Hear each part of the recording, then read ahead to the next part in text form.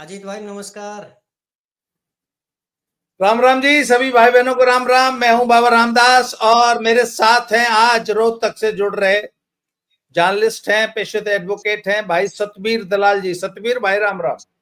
राम राम राम राम अजीत भाई, आपका बहुत बहुत शुक्रिया जो आपने याद किया। और सबसे पहली बात तो मैं आपका एक बार फिर से एक अलग शुक्रिया अदा करना चाहूंगा कि एक तो मेरा पिछला चैनल था ना, आपने मेरी कनपटी पे पिस्तौल रख के जो चलाया ना, वो मेरा बहुत सक्सेस रहा। और ये जो दूसरा चैनल मैंने शुरू किया, ये भी आपकी ही प्रेरणा से शुरू किया है, तो इसके लिए भी मैं आपका धन्यवाद करना चाहूंगा कि दूसरे चैनल के लिए भी आपने प्रेरणा दी। थैंक यू जी, हाँ। Thank you. अजीत भाई बताइए आज कैसे याद अच्छा, किया। मैं दर्शकों को बता दूं कि सतबीर भाई जो हैं रोहतक में रहते हैं और जी। हरियाणा की पॉलिटिक्स में अच्छा खासा जो है एज अ स्टूडेंट हरियाणा की पॉलिटिक्स को समझने की कोशिश करते हैं। कोशिश कोशिश कर रहा हूँ, स्टूडेंट बिल्कुल ठीक कह रहे हैं आप। तो जी। ये जो सतबीर भाई जो हरियाणा में जो विधानसभा का जो चुनाव हुआ, जी। आपको ध्यान होगा जब मैं चुनाव से पहले वीडियो बनाता था तो उस पे आप भी कमेंट किया करते थे। जी। जी। जी क्या करता है। और जब मैं कहता था कि भाई ऐसी बात नहीं है और बहुत कांटे की लड़ाई है और जी। दिन प्रतिदिन भाजपा पीछे से आगे आ रही है, तो जी। जी। आपके समेत ऐसे बहुत से हजारों लोग थे जिनको मेरी बात पे विश्वास नहीं होता था जी। जी। है। पर जब हाँ रिजल्ट आए बिल्कुल। तो बिल्कुल बाजी पलट गई। बिल्कुल बाजी पलट गई, इसमें कोई दो राय नहीं। अच्छा, मुझे ये बताइए कि जो हुड्डा का जो समर्थक वर्ग है या हुड्डा का जो वोटर वर्ग है, मैं उसको जी। कांग्रेसी नहीं बोलता हूं, मैं हुड्डा समर्थक बोलता हूं। हुड्डा समर्थक ही यही फैक्ट है। फैक्ट यही है कि वो जी। कांग्रेसी नहीं है, वो हुड्डा नहीं। को वोट देता है। बिल्कुल हुड्डा को वोट देता है जी। चुनाव परिणाम आने की जैसे ही शुरू में तो जो सारे चैनल थे वो हम्म। कांग्रेस को 60-70 पे दिखा रहे थे। बिल्कुल ठीक दिखा रहे थे जी, उसमें अजीत भाई कोई दो राय नहीं थी, लेकिन इसकी एक वजह थी कि 60-70 से 37 के ऊपर जो आई है कांग्रेस पार्टी, उसमें मैं समझता हूँ कि कांग्रेस पार्टी की खुद की कमियां हैं। एक तो ये है कि ओवर कॉन्फिडेंस हो गया था कांग्रेस को, उन्होंने ये सोचा था कि हम जिसको भी टिकट दे देंगे वही जीत जाएगा। तैयारी कांग्रेस की कोई थी नहीं। दूसरा ये है कि हाईकमान का सहयोग किसी तरह का मिला नहीं। दूसरा फिर पार्टी के अंदर ये जो फूट थी, इसका भी एक बहुत बड़ा रोल था। एक जो पूरा इलेक्शन था ना हरियाणा का, वो सिर्फ भूपेंद्र हुड्डा जी और दीपेंद्र हुड्डा जी के कंधों के ऊपर था। और उसमें भी मैं समझता हूँ कि टिकट का जो वितरण है वो गलत हुआ है। और ये सिर्फ ऐसा नहीं कि हाईकमान की तरफ से हुआ है, खुद भूपेंद्र हुड्डा की तरफ से भी टिकट वितरण गलत हुए हैं। मैं आपको दो तीन टिकटों के बारे में बताना चाहूंगा। विशेष रूप से एक भादरगढ़ की टिकट हुआ करती।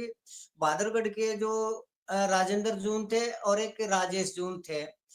राजेश जून का क्लियर दिखाई दे रहा था कि अब की बार वो चुनाव जीतेंगे। और पिछली बार भूपेंद्र हुड्डा ने ये कहा था कि मैं अगली टिकट आपको दूंगा, अब की बार आप राजेंद्र जून को सपोर्ट करिए।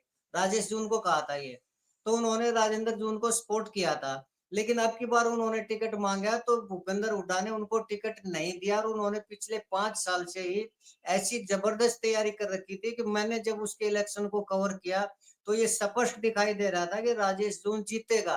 और उसकी वजह थी भूपेंद्र हुड्डा टिकट का गलत वितरण। अगर वो टिकट राजेश जून को दे दी जाती तो राजेश जून पक्का जीता, निर्दलीय उम्मीदवार के रूप में भी जीता। इसका खामियाजा कांग्रेस को ये भुगतना पड़ा है कि वो कैंडिडेट खो दिया, उसके समर्थक खो दिए, और जीतते ही सबसे पहले बिना किसी कंडीशन के ऊपर उसने बीजेपी को समर्थन दिया। हालांकि जरूरत नहीं पड़ी, लेकिन उसने समर्थन दे दिया था। इसी तरह अम्बाड़ा की एक सीट है अजीत भाई, चित्रा सरवारा जी हैं, मैं उनसे कई बार मिला हूं। अगर चित्रा सरवारा को आपकी बार टिकट दी जाती तो अनिल विज हार जाता 200%। लेकिन वो टिकट भी मुझे नहीं लगता कि किसकी वजह से उनकी टिकट काटी गई और वो निर्दलीय उम्मीदवार नहीं, निर्दलीय उम्मीदवार लड़ी और वो दूसरे नंबर पर रही। और उन्होंने बस पसीने आ गए थे अनिल विज जी को। अगर वो टिकट कांग्रेस दे देती तो आपकी बात चित्रा सरवारा जी जीती। इसी तरह कई नहीं टिकट नहीं, थी। अंबाले की टिकट तो चली गई थी शैलजा जी के कोटे में। तो बिल्कुल नहीं। कांग्रेस की जो तो कहने का मतलब कांग्रेस की गुटबंदी खा गई ना अंबाला सीट को तो। 200% गुटबंदी खा गई। यहाँ नहीं, जो शैलजा का, कुमारी शैलजा का जो वर्ग था ना, जो उनका समर्थक था, वो सिरसा के अंदर भी था, अम्बाड़ा के आसपास भी था, वो सारा का सारा कांग्रेस से पलट गया वो। इस वजह से वो बीजेपी की तरफ चला गया। इस वजह से भी ये कई जो अच्छा सीटें थी ना मिल। चलिए, जी जी आज जी पर हमारा जो चर्चा का विषय है ना वो थोड़ा अलग जी। है। मुझे एक बात हाँ जी, बताइए, बोलिए। जी। चलो जब काउंटिंग हो रही थी तब हम्म। भी सुबह 8, साढ़े 8, 9, साढ़े 9 बजे तक कांग्रेस 60-70 सीट पे दिखा रहे थे सारे चैनल, बीजेपी जी। 15 पे थी। फिर हाँ धीरे धीरे बीजेपी आगे बढ़ गई, कांग्रेस पीछे चली गई। तो जी रोहतक में हुड्डा हुड्डा जी के घर पर ढोल और नगाड़े और लड्डू और वो सारे मंगा रखे थे, रथ हम्म। घोड़े भी मंगा रखे थे, वो सब उल्टे पे बिल्कुल वापस करने पड़े। करने पड़े। जब ये उलटफेर हुआ जी। तो रोहतक खास शहर में या अलग बगल हाँ। हुड्डा समर्थकों का रिएक्शन क्या था, जो आपसी बातचीत में रिएक्शन होता है? देखो, रिएक्शन तो आरोप प्रत्यारोप तो लगते ही है। यही कह रहे हैं सभी कि जबरदस्ती जीत के ईवीएम हैक कर ली, ये कर लिया, वो कर लिया। लेकिन मुझे नहीं लगता कि इसमें ईवीएम हैक करने का कोई मामला है। ये सिर्फ रिएक्शन तो उम्मीद जो उनकी ये थी कि अब की बार भूपेंद्र हुड्डा जीत गए, सीएम बन गए और हमारा राज आ गया। तो जैसा रिएक्शन होता वही रिएक्शन हुआ था। आरोप लगाने का रिएक्शन हुआ था कि घपला किया, धांधली की, प्रशासन ने जान पूछ के हराया। लेकिन मुझे ऐसा कुछ भी नहीं लगता कि ऐसा कुछ हुआ होगा। खैर मुझे ये बताइए, चलिए अब तो चलो सरकार बन गई, नायब सिंह सैनी जी जी। दोबारा सीएम बन गए, सारी बात हो गई। हम्म। अब राहुल गांधी जी ये कहते फिर रहे हैं कि साहब कांग्रेस में बीजेपी के स्लीपर सेल हैं।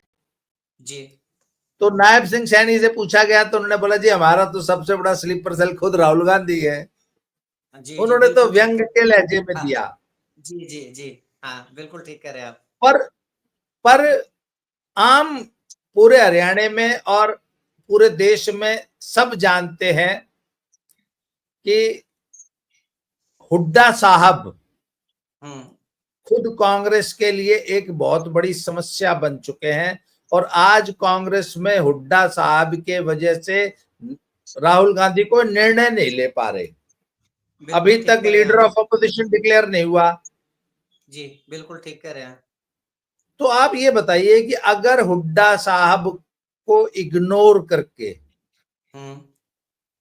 किसी अन्य लीडर को लीडर ऑफ अपोजिशन बना दिया जाता जो उनके गुट का न हो, ठीक है। पहली बात, या कांग्रेस का प्रदेश अध्यक्ष हुड्डा से पूछे बगैर हुड्डा को साइडलाइन करते आज की तारीख में, ठीक है। तो दो सवाल हैं, हुड्डा का क्या फ्यूचर है और कांग्रेस का क्या फ्यूचर है। तो पहले बताइए हुड्डा का क्या फ्यूचर है, अगर साइडलाइन कर दिया हुड्डा को तो हुड्डा क्या करेगा? देखो, इसकी दो लोग जो चर्चा कर रहे हैं ना, दो चीजें हैं। मैं भी समझता हूँ कि दो चीजें। पहले तो जो लोग ये कह रहे हैं कि वो बीजेपी ज्वाइन कर लेंगे, मुझे ऐसा नहीं लगता। कारण ठीक। ये है कि बीजेपी ज्वाइन करने से इनका जो पॉलिटिकल कैरियर है ना, 3 पीढ़ी का, वो खत्म हो जाएगा सर। आपने वीरेंद्र सिंह का तो नाम सुना होगा ना, वो गए थे, इनसे बड़े कद्दावर नेता थे वो, वीरेंद्र सिंह डुमर खा, बीजेपी में गए थे। लेकिन जब वो ये दिखाई दिया कि बीजेपी में अब की बार वो नहीं जीत पाएंगे, और उनका डाउनफॉल हुआ भी है, क्योंकि वो बीजेपी के ऊपर डिपेंड हो गए, राजनीति के अंदर अपने हलके के अंदर इतने ज्यादा सक्रिय रहे नहीं, तो उनका हुआ डाउनफॉल। और बीजेपी है ना, मेरे हिसाब से आरएसएस कैडर की पार्टी है। वो अपने लीडर को तो रखती है। अगर दूसरी पार्टी का जो नेता आता है, वो जब तक उसकी खुद की जीतने की कैपेसिटी है तब तक वो उसको रखेगी। अगर थोड़ा सा भी उसको ये लगता है कि अब ये असेट्स की बजाय लायबिलिटी हो गए हैं, तो मुझे नहीं लगता कि वो अगली बार उसको टिकट देगी और उसका राजनीतिक कैरियर खत्म हो जाएगा। तो यही हाल मेरे हिसाब से, अगर भूपेंद्र हुड्डा जी बीजेपी में जाते हैं तो यही हाल उनका होगा, और उनके लड़के का पॉलिटिक्स उनकी खत्म हो जाएगी। इसकी बजाय दूसरी ऑप्शन में ये मानता हूँ अजीत भाई, कि अगर वो अपनी पार्टी बनाते हैं तो कम से कम ओल्ड रोहतक है ना, जो रोहतक के झज्जर और सोनीपत डिस्ट्रिक्ट है, इसमें तो देखो उनके समर्थक हैं ही हैं। और जींद में इतना ज्यादा नहीं है, थोड़ा बहुत लगा लीजिए, कुछ मेवात की तरफ लगा लीजिए। तो अगर वो अपनी खुद की पार्टी बनाते हैं तो वो शायद 10-15 सीट जीत सकते हैं, 15 सीट 20 सीट के आसपास वो जीत सकते हैं और वो बार्गेनिंग की पावर हो सकती है उसमें। लेकिन वो तब हो सकती है जब बीजेपी पूर्ण बहुमत में न आए, अर्थात उसकी 30-35 सीट रहे, लेकिन आने वाले टाइम में मुझे लगता है कि अगली बार भी बीजेपी का ही राज आएगा हरियाणा के अंदर। क्यों? क्योंकि पहली बात तो ये है कि अब जो सरकार फैसले लेने लग रही है, वो ठीक लेने लग रही है। दूसरा, अब लोगों को ये दिखाई दे रहा है कि भूपेंद्र हुड्डा की जो राजनीति है, वो इतनी ज़्यादा नहीं है, लोगों के अपने हित भी जुड़े हुए होते हैं, तो उनका जो रुख है ना बीजेपी की तरफ हो चुका है, जाटों का भी। नहीं नहीं, और मैं आप मुझे एक बात बताओ, जी, मुझे एक बात बताइए, आप कहते हैं कि बीजेपी में नहीं आएंगे हुड्डा साहब, जी। अपनी अलग पार्टी अगर बनाते हैं, मतलब अगर कांग्रेस से साइडलाइन कर दिया तो कांग्रेस में भी नहीं रहेंगे, आपका ये कहना है? जी, जी, जी। ऑब्वियसली अगर अगर आप, साइडलाइन करेंगे तो नहीं फिर नहीं, जाएँगे कहाँ? हमने ये मान, आपकी बात पे मैंने मान लिया कि हुड्डा साहब नई पार्टी बनाते हैं, जी, तो उनके साथ जाट वोट के अलावा और क्या चला जाएगा उनके साथ? मुझे नहीं लगता कुछ चला जाएगा। तो सिर्फ जाट वोट के बल पे वो भी पूरा नहीं जाएगा भाई, आप तो नहीं, नहीं, मानते हो ना, आप मेरी नहीं बात सुनो, जाएगा। 10 10 से 20 ना 10 से 20% जाट तो आज बीजेपी को भी वोट करता है। बिल्कुल ज़्यादा करने लग गए सर। अच्छा, आपको 20 एक से भी सीट का ज्यादा करने बताऊँ? लग गए। जी, उसकी वजह बताऊँ मैं आपको, रोहतक की सीट, प्रॉपर रोहतक की सीट। ये कांग्रेस के उम्मीदवार ने जीती है जो भारत भूषण बत्रा जी हैं। उसकी वजह ये है कि मनीष ग्रोवर है ना, उनके माइंड में पता नहीं कैसे ये बात आ गई कि जाट उनको वोट नहीं देंगे और सिर्फ 2,500 वोटों का फर्क रहा है सर रोहतक के अंदर। और मनीष ग्रोवर जहाँ जाटों की बेल्ट थी वहां पर वोट मांगने ही नहीं गए। अगर वो वोट मांगने जाते तो वो सीट भी मनीष ग्रोवर जीतते और वो बीजेपी की सीट होती। लेकिन उनके माइंड में ये पता नहीं नेगेटिविटी क्यों आई कि जाट वोट नहीं देंगे, जबकि जाट आज जुड़ना चाह रहा है, बीजेपी के साथ जुड़ना चाह रहा है और आने वाले टाइम में तो और ज्यादा जुड़ेगा। अच्छा, अब कुछ जाट चौटाला की पार्टी, चौटाला के परिवार से भी कुछ तो जुड़ा ही है भी, अब नाराज है, सर चलो कल ठीक हो जाएगा। मुझे नहीं लगता सर कि उनसे ज्यादा जुड़ेंगे। चलो उसकी ये वजह तो है सर, मेरी बात सुनो, जी, आज नाराजगी है, कल न दूर हो चुका है नाराजगी तर। हो सकता है, राजनीति हो में सकता है। नाराजगी लंबे समय तक नहीं चलती। अगर बिल्कुल ठीक कह नेता रहे हैं। दिल से प्रायश्चित करे, माफी मांगे, लोगों के पास जाए, उनसे बोलो जी गलती होगी, तो ऐसी जी, बात नहीं है। ताऊ देवीलाल जी आज भी जाटों के नहीं, पूरे हरियाणा के दिल में बसते हैं। ताऊ के बिल्कुल लिए ठीक कह जो रहे हैं। सम्मान है वो कभी कम नहीं हो सकता, ये मेरा मानना बिल्कुल है।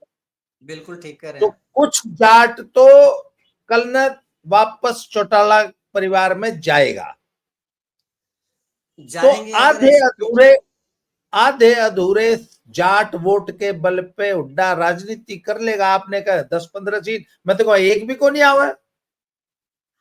सर ओल्ड रोहतक को तो आपको मानना ही पड़ेगा कि भूपेंद्र हुड्डा के साथ हैं। यानी ओल्ड रोहतक का मतलब ये है कि रोहतक, झज्जर और सोनीपत ये तो रहेंगे, कम से कम एक इलेक्शन तो और साथ उसमें रहेंगे ही रहेंगे। ना लेकिन ना ना, अगर सर अगर जो आपने कहा है इनेलो परिवार के प्रति, तो मुझे उसमें भी ये लगता है कि अगर दुष्यंत चौटाला है, जजपा यानी इनेलो नहीं जजपा, अगर जजपा इस तरह का स्टेप उठाती है, माफी मांग कर नाराजगी दूर करती है, तो शायद जजपा के साथ लोग जुड़ना पसंद करेंगे इनेलो की बजाय। ये मेरा आकलन है सर, हो सकता है गलत हो। हाँ हाँ, उससे वो, उससे मैं सहमत हूं, पर मैं कुछ और कह हम्म, रहा हूं। सर, जी, हारने वाले घोड़े पर कोई दाव नहीं लगाता। ठीक कह रहे हैं आप। जिसने पता होगा ये तो हारेगा, ये तो लंगड़ा घोड़ा है, उस पर बिल्कुल कोई ठीक दाव कह नहीं रहे हैं। लगाता। सर, आपको लगता है कि हुड्डा अगर अलग पार्टी बनाएंगे और जाटों को पता है कि थोड़े से जाटों के अलावा इसके पास कोई समर्थन नहीं है, तो क्या आपको हम्म। लगता है कि एक हारने वाले घोड़े पे जाट दाव लगाएंगे? सर हरियाणा की थोड़ी सी ये भी रही है कि वो एंटी गवर्नमेंट रहता है, खासकर जाट कम्युनिटी है ना, वो सत्ता के साथ नहीं रहती। चाहे उसको हारना मंजूर है, लेकिन हो सकता है कम सीट आए, हो सकता है आपके हिसाब से 2-4 सीट आए, 5 सीट आए, लेकिन उस कंडीशन में भी बीजेपी से तो बैटरी रहेंगे। बीजेपी में क्या मिलेगा भूपेंद्र हुड्डा को? सिर्फ उनके लड़के को ही तो एक सीट मिल जाएगी ना, मंत्री पद मिल जाएगा सेंटर के अंदर, और क्या मिलेगा? बाकी जो उसके सपोर्टर है वो क्या करेंगे? बाकी काम कैसे करवाएंगे लोगों के? तो मुझे नहीं लगता, हो सकता है आप मैं ठीक हो। बताऊं सर, जी मैं बताऊं, एक जाट नेता से मेरी बात हो रही थी पश्चिमी उत्तर प्रदेश के। जी जी जब जी जब जयंत की बीजेपी में आने की बात चल रही थी, तब की बात है। जी तो उन्होंने जी। एक बड़ी मजेदार बात बताई मुझे। उन्होंने कहा जी देखो, ऐसा है कि जो लीडर होता है ना, लीडर, हम्म उस कोठी पे सुबह चहल पहल होनी चाहिए। सौ बिल्कुल पचास होना लोग चाहिए। आते हैं तभी लीडरशिप मानी जाती है। कहते हैं जो हम्म। विपक्ष में बैठा हुआ लीडर है उसकी कोठी पे कोई ना आता, उसकी ठीक है। कोठी पे कोई उठते हैं। कहते हैं बिल्कुल ये सीन जो असली लीडर हो गया वो बर्दाश्त नहीं कर सकता। अगर बिल्कुल। जयंत केंद्र में चले जाते हैं भाजपा के साथ और मंत्री बन जाते हैं, तो कोठी हम्म। पे फिर से रोज 1,000-500 आदमी डेली आओगा। ठीक है। और वो कोठी का जो सन्नाटा है ना, वो दूर होना चाहिए किसी भी कीमत पे। सर ठीक है। सेम पोजीशन दीपेंद्र और भूपेंद्र हुड्डा के साथ हो जाएगी। बिल्कुल हो अगर वो जाएगी। बीजेपी में चले जाते हैं तो भाई कार्यकर्ताओं के काम क्या होते हैं? भाई ठीक है, हम्म नौकरी नहीं दिलवा सकते, हम्म पर जो छोटे मोटे काम होते हैं, जो थाने लेवल हम्म के होते हैं। और सर ऐसी बात नहीं है, भूपेंद्र हुड्डा या दीपेंद्र हुड्डा जैसा लीडर अगर सैनी साहब हम्म, को फोन करेगा, नायब सिंह सैनी जी को, और बीजेपी में रह के करेगा, तो जी ऐसी बात नहीं है कि जी उनकी सुनवाई नहीं जी। होगी। तो सर समर्थकों ठीक के काम तो ठीक। होंगे, जायज काम, जायज काम। हम्म हम्म। तो सर जायज काम। वो जो जायज कोठी काम। की रौनक है ना, वो बनी रहेगी। और नेता को जिंदा रहने के लिए कोठी पे रौनक बना के रखनी होती है। आज आज हुड्डा तो रुकन जागा। हुड्डा की कोठी पे आज एक काम चले, आप एक काम करो, हुड्डा की कोठी दिल्ली में चेक कर लो और रोहतक में चेक कर लो, कहाँ उड़ते जी पाओगे उड़े? जी। क्यों? बिल्कुल ठीक कह रहे हैं। बिल्कुल ठीक कह रहे हैं। तो सर ये रौनक दूर करने के लिए बीजेपी ज्वाइन कर, रौनक बनाने के लिए वापस कोठी में रौनक आ जा, रोज जी। 100, 200, 400 मिलने वाले आ जाएं, हम्म। इसके लिए बीजेपी में जाना जरूरी है। सर जो पहले नेता गए हैं बीजेपी में उनका हाल नहीं देखा क्या आपने? कुलदीप बिश्नोई को देख लो ना आप इस आज के दिन भी भूपेंद्र हुड्डा से बड़ा लीडर है राव इंद्रजीत सिंह, मैं मानता हूं उनको। लेकिन आज उनके साथ क्या है सर, ये बताइए। उनको खुद को टिकट नहीं मिली, अपनी लड़की को मुश्किल से टिकट दिला पाए हैं वो। तो अब फिर उनकी कहाँ रौनक चली गई? वहां पर भी तो कैरियर दिखाई नहीं देता ना मुझे। इस रौनक के लिए सर वो अपना 3 पीढ़ी का जो कैरियर है वो खत्म कर देंगे क्या? 3 पीढ़ी की जो मेहनत है। अच्छा, चलिए, मैं आपकी बात ठीक है। मान गया कि बीजेपी में जाके देखिए लॉन्ग टर्म में तो नुकसान ही नुकसान है, ये तो पक्की बात नुकसान ही है। नुकसान। जी ये आपकी बात से मैं 100% सहमत हूं। पर कई बार नेता आज का फायदा देख लिया फ्यूचर। भाई एक बार उद्धव ठाकरे ने क्या किया? उद्धव जी ठाकरे को नहीं पता था कि मैं अपने कोर वोटर के साथ धोखा कर रहा हूं, अपने सनातनी हिंदुत्ववादी वोटर को धोखा देके आज वक्फ बोर्ड के समर्थन में खड़ा दिखा है। तो बिल्कुल लॉन्ग ठीक टर्म कह में रहे कितना बड़ा नुकसान किया, क्योंकि फिलहाल सत्ता चाहिए थी। कई बार नेता हैं। ये गलती कर देते। अब मैं एक सवाल आपसे और दूसरा पूछ रहा हूं। जी। अगर हुड्डा को साइड लाइन करती है, जो कि कांग्रेस की मजबूरी बन गई है, हम्म। तो कांग्रेस का अगर मान लो हुड्डा को लीडर ऑफ अपोजिशन से हटा दिया, हम्म अब हुड्डा हो सकता है मन मार के कांग्रेस में पड़े रहे या कहीं बीजेपी में चले जाए या कहीं भी चले जाए। हम्म हुड्डा को केंद्र से हटाने के जो हरियाणा कांग्रेस के केंद्र में अभी हुड्डा है, उसमें साइड में करके किसी और हम्म। को बिठा दिया फॉर ठीक एग्जाम्पल, है। तो कांग्रेस का क्या फ्यूचर है हरियाणा में? सर आज के दिन जो 37 विधायक है ना, उसमें से 32 विधायक तो आज के दिन भूपेंद्र हुड्डा के साथ हैं। इतनी आसानी से साइड लाइन नहीं किया जा सकता। दूसरा फिर आपको दूसरा ऐसा लीडर दिखाई कौन दे रहा है जो भूपेंद्र हुड्डा की बजाय उसको बना दिया जाएगा? रही बात है भूपेंद्र हुड्डा को कुछ नहीं मिला, तो नेता प्रतिपक्ष का एक रूल होता है सर, अगर कोई भी नेता प्रतिपक्ष नहीं बनता तो जो पिछला नेता प्रतिपक्ष होता है ना उसी को बनाया जाता, उसी को ऑटोमेटिकली बन जाता, और उसकी जो कैबिनेट मंत्री जितनी उसको सुविधाएं मिलती है। अगर आज कांग्रेस पार्टी ने ठंडे बस्ते में किस लिए डाला है कि ठीक है भूपेंद्र हुड्डा को नहीं बना, हम अपनी तरफ से नहीं बनाते, क्यों शैलजा को नाराज किया, क्यों रणदीप सुरजेवाला को नाराज किया, अपने आप ही बन जाएगा ये। तो उसमें भी तो सर कैबिनेट मंत्री का जब दर्जा मिलता है तो वैल्यू तो उसकी होती ही होती है, ऐसी बात नहीं है कि कोई वैल्यू नहीं होती हो। दूसरा, आज आपके हिसाब से मैं आपसे पूछता हूँ, भूपेंद्र हुड्डा के पैरेलल कांग्रेस में कौन है? क्या समझते हो आप? कुमारी शैलजा है या कौन है?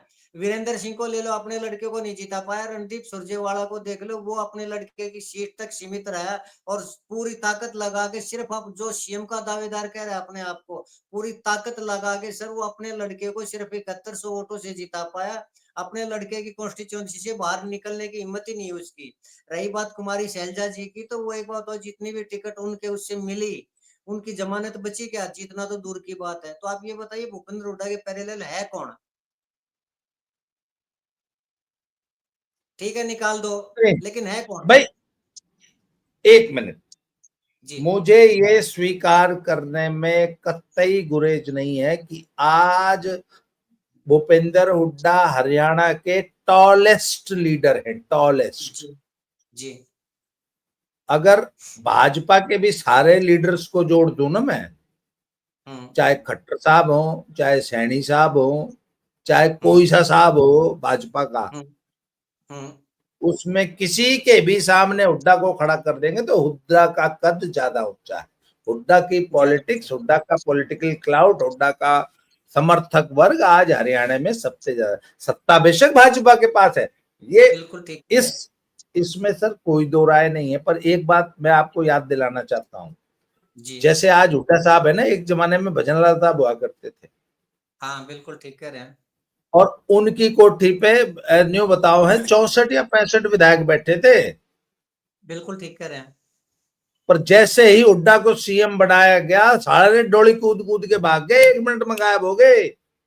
सर वो परिस्थितियां क्या थी पता है? सेंटर में कांग्रेस का राज था उस टाइम। हाँ, अब बीजेपी, सेंटर में बीजेपी का कांग्रेस का राज राज है। था, बिल्कुल। हाँ, वो जब सेंटर में कांग्रेस का था, उनको पता है चलनी कांग्रेस की हाईकमान जो है, सेंटर के अंदर कांग्रेस का राज है, तो वो क्यों भजनलाल का साथ देंगे? आज जो है, आज बीजेपी का राज है सेंटर के अंदर। मेरा सवाल कुछ एक, मैं जो इसको नए तरीके से पूछ लेता हूं। हाँ, बोलिए। आज वो लोग बताते हैं कि 72 सीट पे हुड्डा ने खुद टिकट बांटी, बाकी 17 पे अपने बागी खड़े कर दिए। बिल्कुल ठीक है। हम्म। और जब पार्लियामेंट्री बोर्ड की या किसकी बैठक हो रही थी, शायद ऑल इंडिया कांग्रेस कमेटी की बैठक हो रही थी, तो हुड्डा ने कहा जी मेरा तो आखिरी चुनाव है। तो राहुल गांधी हंस के हम्म। बोले कि अमरिंदर सिंह भी ऐसे ही कहता था जी, मैं बोला नहीं जी, मैं मेरा आखिरी है, मैंने कर ले दो। हम्म। चलो, हम्म। जो भी मजबूरियां थी कांग्रेस ने स्वीकार किया और हुड्डा के हाथ में कमान दे दी। ठीक है। अगला चुनाव जब भी आएगा, मान लो अभी स्टेटस को कांग्रेस मेंटेन करके रखती है, मान लो आप कि अभी ठीक है। 2030 आ गया, मान लो हम्म। 2029 आ गया, फिर हरियाणा में चुनाव आ हम्म। गए, हम्म। पर इनका कांग्रेस ने कहा भाई टिकट हम बांटेंगे। हम्म। हुड्डा साहब आपकी कौन चाल है? ठीक है। फिर हुड्डा क्या करेगा? क्या करेंगे? कुछ भी नहीं करेंगे। यही हाल फिर हो जाएगा जो आपकी क्यों बार फिर वाला नब्बे कांग्रेस की नब्बे बागी नहीं खड़ी करे है? मान लो हुड्डा की नहीं चाली, तो 60 हाँ, 70 बागी नहीं खड़े करेंगे। बिल्कुल करेंगे। खुद उड़ाई हरा तो देंगे वो जो जीतने वाले। कांग्रेस तो वही बैक टू स्क्वायर वन आ गई। जो वही। गुटबंदी, जो प्रॉब्लम कांग्रेस में आज है, इसका मतलब अगर हुड्डा का इलाज नहीं करेगी कांग्रेस, हम्म। तो फिर तो ठीक हुड्डा है। तो वाकई कांग्रेस के लिए ग्रहण बन गया। न बिल्कुल जीतूंगा न कह रहे जीतने हैं। दूंगा। बिल्कुल ठीक कह रहे हैं। बिल्कुल ठीक कह रहे हैं आप, यही होगा। इसीलिए मैं कह रहा हूँ कि अगली बार भी बीजेपी की सरकार आएगी। 2029 में हरियाणा के अंदर बीजेपी की सरकार आएगी सर। उसकी वजह यह है कि एक तो इनकी बीजेपी कार्यशैली की ऐसी। आएगी, छोड़ दो उसको, वो हम चर्चा ही नहीं कर रहे। ठीक आप, है। मुझे ये लग रहा है कि आज हरियाणा में कांग्रेस का जो, या हरियाणा का जो सबसे बड़ा टॉलेस्ट लीडर है, वो कांग्रेस के लिए सबसे बड़ी मुसीबत बन गया। खुद कांग्रेस का लीडर बिल्कुल ठीक है। कांग्रेस के लिए सबसे बिल्कुल। बड़ी मुसीबत है। बिल्कुल ठीक कह रहे हैं आप। सच्चाई है ये। अच्छा चलो, हुड्डा साहब कहीं नहीं जाते, कांग्रेस काट दे, काट दे, मान लो निकाल। हाँ। भाई हारना तो भी है।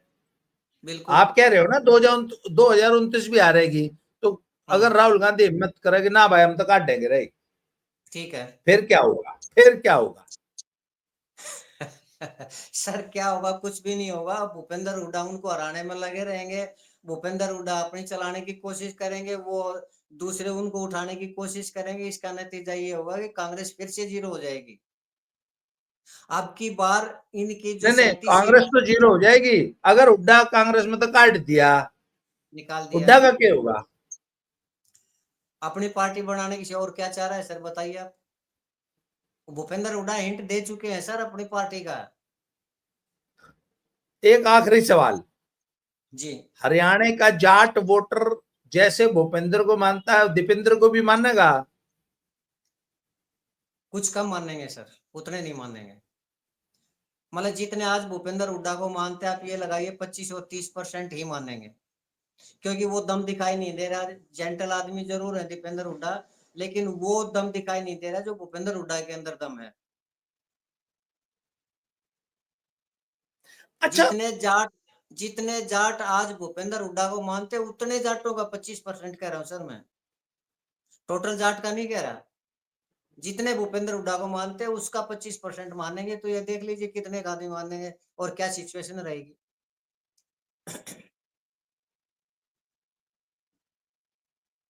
और बताइए। मैं अच्छा, मुझे एक बात बताइए, आप खुद जी। जाट हैं हम्म। और जाट पॉलिटिक्स को बड़ा अच्छी तरह समझते हैं। जी। आपको नहीं लगता कि जाट लीडरशिप में एक वैक्यूम पैदा हो रहा है और प्रदेश में जाट लीडर्स की कमी हो गई है और सारा का सारा फोकस हुड्डा पे जाटों ने कर दिया है? खुद बिल्कुल ठीक जाटों ने कह रहे हैं। अपनी शेष लीडरशिप को खत्म किया। बिल्कुल सर, पहले आप कम से बिल्कुल कम सही कह बैलेंस रहे हैं। तो था। पहले देवी हाँ, चौधरी देवीलाल जी। बिल्कुल ठीक कह रहे हैं सर। एक अल्टरनेट, सिर्फ एक ही अल्टरनेट दिखाई दे रहा है कि इन देवीलाल परिवार की तरफ दोबारा से जाटों को टर्न करने की बारी आए। लेकिन उसमें कौन से, इसमें इनेलो थोड़ा करीब पहुंचती है या जजपा करीब पहुंचती है? अल्टरनेट तो है, लेकिन इतने ज्यादा भी अल्टरनेट नहीं है कि जजपा और भूपेंद्र हुड्डा को छोड़ के कोई और नेता उभर के आए। कोई नेता दिखाई भी तो नहीं दे रहा ना।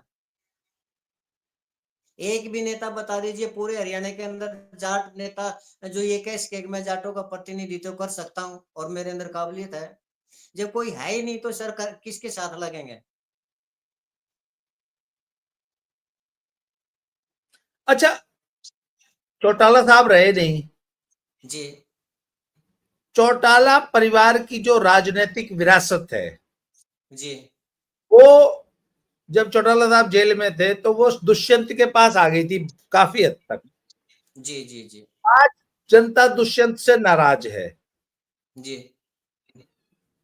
दुष्यंत और उनके ब्रदर और हम्म। उनके फादर भी हैं, वो भी सक्रिय ही होंगे अभी भी। जी। अगर ये तीनों बाबू बेटा मिलकर फिर से पूरे हरियाणा का दौरे करते हैं, जाटों के बीच में बैठते हैं, उनसे उनको वापस मनाने की कोशिश करते हैं, तो कोई संभावना है कि बात बन जाए? सर राजनीति में तो संभावना ही संभावनाएं होती हैं।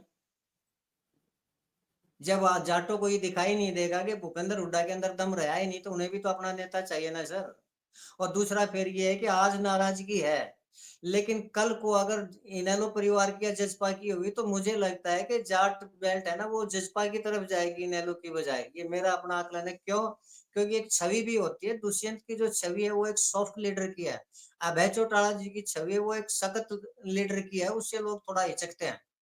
तो अगर बात मानने मनाने की या माफी मांगने की या फिर से मौका देने की है, तो मुझे लगता है कि दुष्यंत आगे बढ़ सकता है।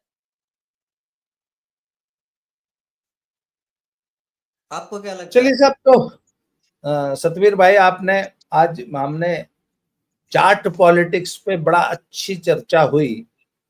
अब जी। मैं आपसे रेगुलर वार्ता करना चाहूंगा हरियाणा की पॉलिटिक्स पर, और मैं अगली वीडियो आपसे ये बनाना चाहूंगा कि जो नई सरकार बनी है और सैनी साहब, जी। He was underdog. जब सैनी साहब को मुख्यमंत्री बनाया गया था तो उनको ऐसे बनाया गया था जैसे वो अरविंद केजरीवाल ने बोला ना, आतिशी मार लेना के लिए, ये तो टेम्परेरी सीएम है। तो एक जी। तरह जी। से जी। पूरा हरियाणा यो मान रहा था कि ये सैनी तो टेम्परेरी सीएम है, जी। रबर स्टैंप है खट्टर साहब की। तो मैं हम्म। आपसे अगले वीडियो में ये जानना चाहूंगा कि अब जो नया सैनी का जो नया रूप है, नायब सिंह सैनी कैसा काम कर रहे हैं और हरियाणा की जनता नए नायब सिंह सैनी को, नए सीएम को, नई सरकार को कैसे देखती है, इसकी चर्चा मैं आपसे अगले वीडियो में करूंगा। आज आपने समय दिया सर, इसके लिए बहुत बहुत धन्यवाद। जय श्री राम। मैं दर्शकों को बता दूं कि सतबीर भाई का चैनल है, आपके भारत चैनल लिंक दो चैनल है आपके, नाम बता दीजिए जरा दोनों के। सर अब मैं सिर्फ एक कोऑपरेट कर रहा हूँ, भारत लिंक ग्लोबल को। भारत लिंक ग्लोबल, भाई साहब सतबीर भाई के चैनल का जो लिंक है मैं वो डिस्क्रिप्शन बॉक्स में डाल दूंगा। आप सभी से निवेदन है कि सतबीर भाई साहब को फॉलो कीजिए, इनके चैनल को लाइक कीजिए, सब्सक्राइब कीजिए, शेयर कीजिए और इनको ज्यादा से ज्यादा देखिए, सुनिए। एक बात बता दूं आपको जी, मैंने हरियाणा पॉलिटिक्स पे इतने सारे लोगों से बात की है, जी और जितनी ईमानदारी से और जितनी बेबाकी से आप बात करते हो कोई ना करता। सर, इसका एक वजह है कि न तो मैं कांग्रेस के पक्ष का हूं, न बीजेपी के पक्ष में, एक नॉन पॉलिटिकल आदमी हूं सर। कई बार लोगों को लगता है कि भूपेंद्र हुड्डा के समर्थक है, लेकिन ऐसा बिल्कुल भी नहीं है। ये मैं जी मानता हूं कि कांग्रेस के लिए ग्रहण है भूपेंद्र हुड्डा।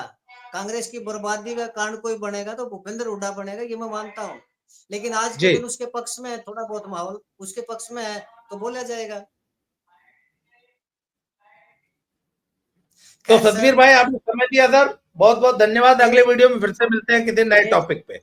एक एक बार सर, मैं आपका फिर से धन्यवाद अदा करना चाहूंगा कि मेरे चैनल को चलाने में आपका हाथ है, आपका सहयोग है। जो उस दिन गुड़गांव में फ्लैट में आकर आपने मेरी कनपटी पे जो पिस्तौल रखी थी ना, वो मेरे लिए बहुत लाभदायक रही सर। और मैं कंप्लीटली मैं अब यूट्यूब के ऊपर जी, मैं मैं दर्शकों की जानकारी के लिए बता दूं कि आज से करीब साल डेढ़ साल पहले मैं सतबीर भाई के घर गया, गुड़गांव में इनका फ्लैट है, तो मैंने इनको कन्विंस किया, बल्कि अपने सामने रहते हुए मैंने कहा ना, पहले तो अपने घर में भाई तू वाईफाई लगवा, हाई जी, स्पीड जी, वाईफाई लगवाया, इनके जी, सामने बैठ के 2 वीडियो बनाई। मैंने कहा ये देख लो इतना आसान काम है, और न्यू जी, एक फोन लेना है, एक माइक स्पीकर लेना है, हो गया काम। और इन्होंने जी। मेरे कहने से, अच्छा पहले तो इनको यही विश्वास नहीं था कि यार मैं बोल भी पाऊंगा, मैं वीडियो बना हाँ, लूंगा, मैं कर लू, नहीं मैंने था, कहा अरे बिल्कुल आप नहीं था। करो तो सही, सब आ जाता है आदमी को।